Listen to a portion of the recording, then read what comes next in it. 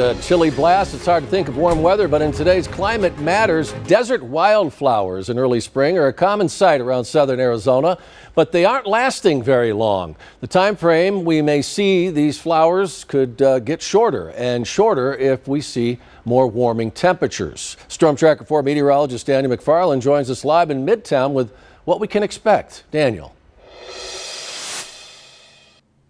Well, Sean, they're always great to see this time of year, and rain like this is going to keep them around longer, but we're eventually going to get in a dry season, and they will be dying out pretty quickly after that, and we could be seeing other big changes in the future.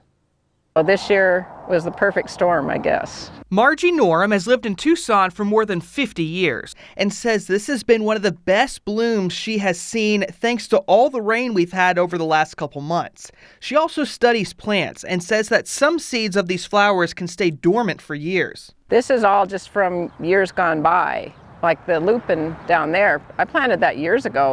The wildflowers get killed off very quickly when we get dry and warm like we do during March and April. According to the National Weather Service, this time of year, we will see our average high temperature rise by more than 15 degrees over a short amount of time. During that time, we can see some amazing flowers in areas like Picacho Peak and even more in some spots around Tucson.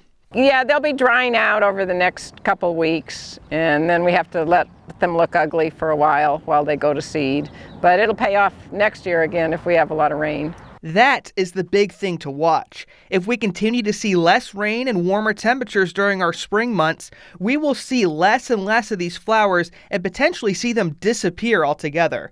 Phoenix is already seeing less of these wildflowers now versus 30 years ago, and in the wrong conditions, Tucson has potential to follow. There's the environment and the climate and, disasters and extreme heat like we have here in Phoenix, and it can be really difficult to grow food. And it has been difficult for these flowers to keep up over the last few years, but all the rain we've had recently has gone a long way. But as you heard, we really need to get more rain in this time of year to have those hang around. Back to you. All right. Thank you, Daniel. And while those wildflowers bring